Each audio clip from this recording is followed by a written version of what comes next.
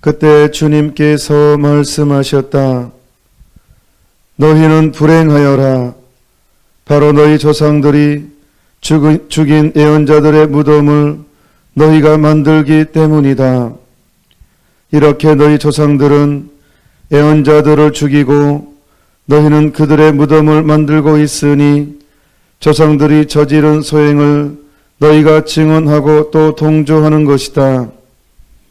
그래서 하느님의 지혜도 내가 예언자들과 사도들을 그들에게 보낼 터인데 그들은 이들 가운데서 더러는 죽이고 더러는 박해할 것이다 하고 말씀하셨다. 그러니 세상 창조 이래 쏟아진 모든 예언자의 피에 대한 책임을 이 세대가 져야 할 것이다. 아벨의 피부터 제단과 성소 사이에서 죽어간 즈카리아의 피에 이르기까지 그렇게 해야 할 것이다. 그렇다. 내가 너희에게 말한다. 이 세대가 그 책임을 져야 할 것이다. 불행하여라. 너희 율법 교사들아. 너희가 지식의 열쇠를 치워버리고서 너희 자신들도 들어가지 않고 또 들어가려는 이들도 막아버렸기 때문이다. 예수님께서 그 집을 나오시자 율법학자들과 바리사이들은 독한 앙심을 품고 많은 질문으로 그분을 몰아대기 시작하였다. 예수님의 입에서 나오는 말씀으로 그분을 올가매려고 노렸던 것이다. 주님의 말씀입니다. 그리스도님 찬미합니다.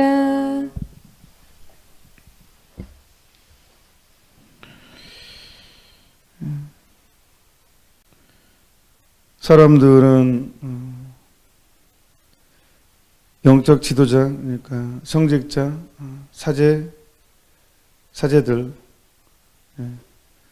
통해서 자신의 행동을 합리화합니다. 양들은 목자를 닮기 마련이라고 했잖아요.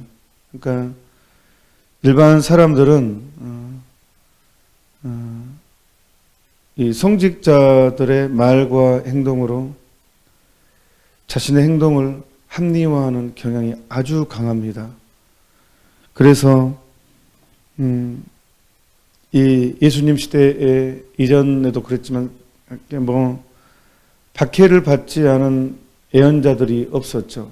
예언자들은 이 초심으로 돌아가게 만들고 신앙의 개혁을 항상 부르짖던 사람들이잖아요. 근데 우리 성서를 읽어보면 이런 하느님의 부르심을 받고 소명을 받은 예언자치고 환영을 받은 예언자가 없어요. 굉장한 고통을 당하고 박해를 당하고 죽음을 당하고 그랬죠. 그러니까 이게 얼마나 힘들었던지 에레미야 예언자 같은 경우는 너무 힘들어서 자기가 태어난 날까지 저주하고 심지어 아들 낳았다고 외치는 그 사람도 저주받아라. 그 정도로 너무 힘드니까 내가 태어날도 저주받아라고 그 소식을 전한 사람도 까지도 저주하는 너무 예언자의 소명이 너무 힘들어서 그렇게 그러니까 예언자들의 삶을 보면 정말 고통스러운 삶입니다. 남들이 다 예스 할 때 혼자 아니요 한다는 게 얼마나 힘든지 몰라요. 사실은 남들이 다 예스 할 때 혼자 아니요 한다는 게 이 말도 힘드는데 모욕을 당하고 박해를 당하고 이렇게 끊임없이 하느님의 뜻을 거스르는 삶을 보면서도 외쳐야 된다는 걸 보면 참 예언자들의 삶은 너무너무 고달프고 사실 괴롭습니다. 그리고 이제 예언자들의 주인인 예수님은 이제 더 잔인하게 죽이죠. 그래서 예수님이 오늘 그 내용입니다. 너희 조상들은 예언자들을 죽이고 너희는 그들의 무덤을 만들고 있으니 조상들이 저지른 소행을 너희가 증언하고 또 동지하는 것이다. 그리고 이제 세상 창조 이래 쏟아진 모든 예언자의 피에 대한 책임을 이 시대가 져야 할 것이다. 하면서 이렇게 이제 예수님까지도 이제 달려들어서 죽이려고 하는 이것을 보고 이제 그러면서 예수님이 정말 뼈아픈 소리 합니다. 지금의 정교 지도자들이 뼈아프게 들어야 될 소리인데 또 이게 안 들리죠, 사실은. 이렇게 한번 이렇게 이 사람이 어떤 안락에 빠지면 목숨을 걸고 그 안락을, 그 권력과 안락, 기득권이라는 단어로 쓰죠. 그걸 지키려고 목숨을 걸죠. 이것을 해야 하면 가만 놔두지 않죠. 그래서 예수님께서 이렇게 말씀하십니다. 불행하여라 너희 율법 교사들아, 너희가 지식의 열쇠를 치워버리고서 너희 자신들도 들어가지 않고 또 들어가려는 이들도 막아버렸기 때문이다. 그러니까 사람들은 율법 교사들, 정교 지도자들의 말과 행동으로 자신의 행동을 합리화하기 때문에 너희 자신도 들어가지 않으면서 들어가려는 사람마저 막아버렸다. 저는 이 부분이 내가 너무 잘못돼서 그런지 이 부분이 너무 생생하게 들립니다. 사실 내가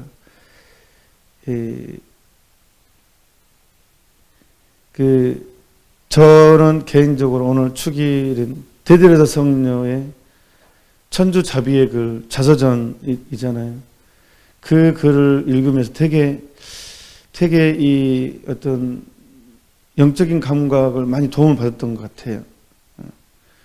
특히 이제 제가 되게 놀랍게 들었던 것을 제가 가끔 강론 때 얘기하지만, 소죄를 죄가 아니라고 가르치고 고해성사를 보러 갔는데 자서전에 나와요. 소죄를 죄가 아니라고 말하고 중죄를 소죄라고 가르치는 고해 신부를 피하라고. 그러면 같이 망한다고. 그리고 스토이가 망하느냐 흥하느냐의 비결은, 스토이가 세신되느냐 스토이가 망하느냐의 비결은 어떤 고해 신부를 스토이에 모시느냐에 따라 달려있다고. 그만큼 사제의 역할이 직결된다. 그래서 굉장히 저는 이 부분이 굉장히 중요하게, 내가 정말 좋은 영적 지도자를 만나야 되는구나. 그리고 모든 사제들의 모든 행동이 다 옳은 것이 아니구나. 굉장히 이 시대에는 영적 분별을 해야 되는 시대구나라는 것을 전 대들에서 성녀 글을 통해서 많이 확신을 했고, 또 그 10년, 제가 신학생 때로 기억하는데, 신부 때구나. 신부 때, 그, 대들에서 성녀의 영화가 6부작으로 나왔어요. 6부작으로. 굉장히 긴, 아주 6부작으로 나왔는데, 그것을 보면, 그때 당시에 얼마나 교회가 세속화됐고, 성직자들이 얼마나 많이 타락했는지 적나라하게 나옵니다. 그거를 보면. 조림을 당하고, 조롱을 당하는 이 모습, 사람들로부터 그런 모습 보면서 이 영적인 분별이 얼마나 중요한지. 사실 성녀 대데레사는 1515년에 아빌라에서 태어났습니다. 아빌라라는 도시가 정말 저도 한번 가봤는데, 이제 하느님의 은총으로 이렇게 수녀님이 또 이렇게 수도 생활하는 수도원도 방문하고 이렇게. 그런데 부모님이 정말 대단했습니다. 부모님이 어릴 때부터 이 딸을 정말로 신앙적으로 가르치려고 정말 많은 노력을 기울였습니다. 그리고 좋은 책들을 이렇게 읽히도록 했는데, 얼마나 신앙적으로 잘 가르쳤던지, 이 어린 나이에 4살 많은 오빠를 하고 이렇게 설득해서 순교를 우리 하자, 하느님을 위해서 우리가 순교를 해야 된다 해가지고 어린 나이에 길을 떠납니다. 저는 초등학교 3학년 때 가출을 해가지고 길을 떠났는데, 부모로부터 해방하려고. 아빌라 데레사는 순교를 위해서 그 나이에, 초등학생 3, 4학년 나이에 순교를 위해서 4살 많은 오빠를 설득해서, 그 정도로 어린 나이에 오빠를 설득할 정도니까 상당히 총명했던 것 같아요. 오빠가 동생을 설득해야 되는데, 그 4살도 많은 그 설득해가지고 우리 하나님께서 목숨을 바쳐야 돼. 이게 영광이다 하면서 이렇게. 이제 그때는 이제 이슬람 세력을 떨치고 있었기 때문에 거기 가면 우리 정말 우리를 죽여줄 것이다. 우리가 그 사람들한테 가서 나는 예수님 믿는 그리스도교 신자입니다. 막 하면 분명히 우리를 죽일 것이다 해가지고 그렇게 길을 떠납니다. 다행히 큰아버지한테 발견이 됩니다. 발각이 돼가지고 결국은 돌아오게 됩니다. 그런데 12살에 어머니가 돌아가셔요. 아주 어린 나이죠. 12살에 이제 어머니가 이제 돌아갑니다. 딸한테 12살 어린 아이한테 어머니가 죽으면 세상이 무너진 거죠. 사실 전부를 잃어버린 거죠. 잃어버린 거잖아요. 그때 물론 성녀 소아들에서는 4살 때인가 이렇게. 그러니까 성인들을 보면 참 고통이 많습니다. 이 혹독한 아픔을 통해 사람이 성장하는 것 같아요. 그러니까 근데 이제 12살의 대데레사가 왜 대데레사는 대자하고 소아들에서 구분하기 위해서입니다. 성녀 소아들에사하고 대데레사 구분하기 위해서. 근데 눈물을 흘리면서 성모님께 애원합니다. 이제 당신이 저의 어머니가 되어달라고, 친어머니가 되어달라고. 이미 친어머니였지만 더 확실하게 서원을 합니다. 성모님께 직접 당신이 어머니가 되어달라고 이렇게 합니다. 12살에. 아버지는 정말로 어린 딸을 정말 사랑했고 신앙적으로 아주 철저하게 해서 평소에 아버지는 딸에게 세상은 정말 덧없는 곳이다. 저는 어떤 영적인 에너지를 정말 바탕을 중요한 것들을 많이 전달해 줍니다. 아버지가. 그리고 딸의 그런 문화에 물들지 않게 하기 위해서 아버지는 14살에 수녀원에 보냅니다. 수녀원 교육에. 14살에 수녀원 들어가기 위해서 최소한 세상적인 물들지 않게 이렇게 교육을 아주 착실하게 받게. 그러니까 대데레사는 어린 나이부터 사실은 수도 체험을 합니다. 14살 때부터. 그리고 이제 교육을 거기서 받고 19살에 정식으로 수녀원에 입회합니다. 19살에. 그러니까 아버지가 완전 다른 사람이에요. 귀족 집안이고 아벨라의 성당이 귀족. 세상적인 것에 보통은 돈도 많고 뭐 권력도 있고 하면 시집보내서 뭐 뒤를 이어서 뭐 그런 생각을 할 텐데 아버지는 전혀 그러지 않았어요. 오로지 하느님, 삶의 모든 것이었습니다. 하느님이, 예수님이. 19살에 수녀원을 들어갑니다. 그런데 이제 문제는 당시의 수도회가 굉장히 이완된 삶을 많이 살았습니다.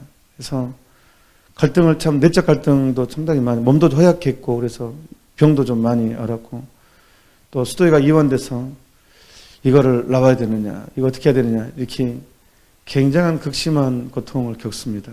이게 어떻게 해야 되나. 그런데 이 성녀에게는 2가지 큰 체험이 있습니다. 그 이제 완전히 반전이, 성녀의 삶을 완전히 세진시키는 사건이 있는데, 하나는 이 상본을 예수 그리스도의 순환받는 상본을 통해서 생생하니 예수님의 순환을 경험하게 됩니다. 이게 이제 생생하게, 그래서 자기가 너무 위안된, 너무 느슨한 삶을 살고 있다는 것에 대한 엄청난 각성을 하게 됩니다. 또 하나는 그 성 아우구스티노의 자서전을 읽습니다. 아우구스티노의 이제 자서전을 읽고 나서 완전히 또 한 번 뒤집어지는 경험을 하게 됩니다. 새로운 신앙에 대한 쇄신, 이렇게 살면 안 되는데, 수도회가 이렇게 살아서는 안 된다라는 엄청난 이제 이렇게 그래서 각성을 하고 이제 이것을 개혁을 합니다. 그러니까 그리고 이제 하느님께서는 여기에 맞춰서 엄청난 이제 내적인 외적인 시련과 환시, 엄청난 이제 일이 시작됩니다. 이 성녀에게. 근데 분명한 것은 이런 엄청난 환시를 주면서도 내적인 시련과 고통은 동시에 주어집니다. 이게 엄청난 많은 고통을 성녀가 겪죠. 그리고 이제 본격적으로 개혁 수도회를 하는데 얼마나 반발이 심했겠어요. 반대가 심했겠어요. 교회 거의 성직자들을 통해서도 박해가 오고, 동료 수도자들을 통해서도 박해가 오고, 심지어는 시민들이 떼지어서 그 수도회에 몰려가서 막 그 성녀를, 시민들이 집단으로 행동을 해서 막 데모를 하고, 하여튼 별 일들이 많이 일어나죠. 그런데 이 성녀는 여자 수도에만 개혁한 게 아니에요. 여장부입니다. 여장부. 남자 수도에도 새로 개혁을 합니다. 15개나 수도회를 이렇게 설립하고 개혁하고 이렇게 해서 정말 불도저 같은 이렇게 저력을 물론 성령께서 인도하시지만 그 저력을 발휘합니다. 그리고 묵상기도에 대한 틀, 기도 생활에 대한 틀도 이분이 확고하게 이제 바로 잡습니다. 그래서 중세에 어떤 신비가이면서 영적 교회 개혁가로서 그리고 또 이분이 또 머리까지 비상해서 머리까지 좋아서 이 학식과 덕 두 가지를 동시에 다 갖춘 그래서 교회는 이분을 교회 학자로 선포하시죠. 하여튼 이분이 남긴 글들은 정말 많습니다. 그래서 이 지도자들이나 사제들은 어떤 영적 분별과 어떤 중심을 잡기 위해서는 이분의 도움을 참 많이 받습니다. 영혼의 성이 불후의 명제라고 말하는 영혼의 성과 이제 또한 자서전 중심에 있죠. 이 글에. 그다음에 이분은 창립사도 있고 이 글에 대해서 저는 창립사도 읽으면서 되게 수도자가 되고 싶다는 그 꿈을 또 많이 꾸었던 적이 있었습니다. 한번 유명한 일화 중에 하나는 이분이 교회를 또한 또 다른 개혁 수도회를 설립하고 나서 늦은 밤에 이제 출발해서 밤늦게 이렇게 마차를 타고 오는데 옛날에는 길이 안 좋았잖아요. 비가 옥수로 쏟아져 가지고 이 마차가 이 바퀴가 웅덩이에 빠져서 말이 못 나오는 거예요. 그래서 엄청나게 지친 몸으로 이제 거의 쓰러지다시피 해서 누워서 오는데 덜컹덜컹 거리는데 할 수 없이 내려서 비를 흠뻑 맞고 마차를 밀어야 됩니다. 너무 힘든 거예요. 이 대대례사가. 그래서 이제 하늘을 향해서 한마디 한다니까 예수님한테 이래서 당신은 친구가 없다고 이렇게 그 정도로 이렇게 정말로 예수님과 깊은 친교 이런 불평도 서슴없이 서로 이렇게 주고받는 그런 성령이었습니다. 그래서 성령은 확고합니다. 이 교회의 지도자들에 대해서 정말로 신랄하게 애정어린 충고도 비판도 거침없이 하신 교회의 이 악마는 학덕과 기도하는 묵상기도하고는 학덕이 있는 겸비한 사제를 엄청나게 무서워한다. 이런 말도 하면서 사제가 좀 공부 좀 하라는 이 공부는 세상적인 것이 아니라 영적인 차원에서 이제 공부를 해야 된다. 학덕이 있어야 된다. 이런 걸 굉장히 많이 강조한 박사학위 따르는 것이 아닙니다. 지금의 기준으로 그런 것이 아닙니다. 그래서 묵상기도를 많이 강조하고 묵상기도 생각기도죠. 생각에 우리 이성에 대한 굉장히 중요함을 강조하신 위대한 성령입니다. 여러분 이 시대는 정말 분별을 해야 됩니다. 예수님께서도 불행하여라 너희 율법 교사들아 너희가 지식의 열쇠를 치워버리고서 너희 자신들도 들어가지 않고 또 들어가려는 이들도 막아버렸기 때문이다. 지금 종교 지도자들한테 지금 직접적으로 하신 말씀이에요. 이 시대에는 이 말씀 안 하실까요? 이 시대의 신자들이 저는 가슴 아픕니다. 신자들은 정말로 많은 혼란을 겪습니다. 본당 신부님이 바뀔 때마다 다 바뀝니다. 이 신부님이 하는 말 따로 저 신부님이 하는 말 따로 아는 신부님마다 완전 해석이 달라버리니까 신자들은 누구의 말을 들어야 될지 헷갈립니다. 그 사실은 유혹이 옵니다. 보다 편한 것을 듣고 싶습니다. 하기 어려운 것보다 하기 쉬운 말을 듣고 싶어요. 근데 편하고 싶으니까. 인간의 육체성이라는 것은 성령과 대들에서 그래요. 인간의 육체는 잘해주면 잘해줄수록 더 앙냥거리기 마련입니다. 이렇게 표현하는데 우리는 쓰면 앉고 싶고 앉으면 눕고 싶고 누우면 자고 싶거든요.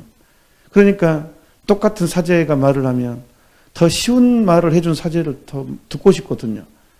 그리고 핑계거리가 생기잖아요. 나는 사제의 말을 들었을 뿐이다. 나중에 죽어서 예수님 앞에 갔을 때 너 왜 그렇게 살았어? 그러면 아니 나는 당신이 뽑아준 사제의 말을 들었을 뿐이다. 난 책임이 없다. 그 핑계거리가 되거든요. 그런데 내 양심이 내가 그걸 원했습니다.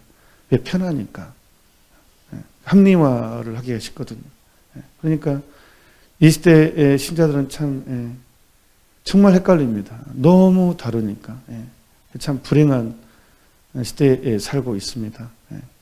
그래서 우리는 분별을 해야 되고 기도를 해야 되고 그러니까 이 킹스토바 검은 성모님 가운데 망토에 별이 있잖아요. 별. 우리는 성모님을 바다의 별. CMBS에서 꼭 저녁 기도 때 마치고 바다의 별을 노래하잖아요. 왜? 칠같이 어두운 밤에 동서남북이 구분이 안 될 때, 영적인 분별이 안 될 때 누구를 보면 됩니까? 성모님 보면 됩니다. 그래서 성모님은 바다의 별이라고 하는 거예요. 칠같이 어두운 밤에 사공들, 뱃사공들은 나침밤도 없고 깜깜할 때 항해를 해야 되는데 이 어디로 가는지 모르잖아요. 그런데 그 방향을 잡는 게 별이었습니다. 북극성을 보면 저쪽이 북쪽이구나. 그렇게 알고 그렇게 해서 항해를 위치를 잡았습니다. 그래서 성모님을 우리는 바다의 별이라고 하고 있습니다. 그러니 성모님을 바라보면 훨씬 더 중심을 잡기가 쉽습니다. 성녀 대들에서 12살 때 어머니가 돌아가시고 성모님께 친히 당신이 저의 어머니가 되어주십시오 라고 했고 실제로 봉헌행위를 이루어졌습니다. 그렇기 때문에 성모님께서는 확실하게 이분의 삶을 인도해 주셨던 것입니다. 오늘 성녀 대들에서 주기를 맞이해서 정말로 분별을 청하고 오늘도 복음도 이렇게 또 우연에 하느님의 섭리겠죠. 이렇게 맞아떨어져서 우리로 하여금 참으로 분별하도록 이끕니다. 다시 한번 성령의 삶을 생각하면서 우리 정신 똑바로 차리고 온전히 길 헤매지 않는 온전한 항해를 할 수 있도록 끝까지 할 수 있도록 우리 서로 격려하면서 기도하도록 합시다. 잠시 묵상합시다. 아멘.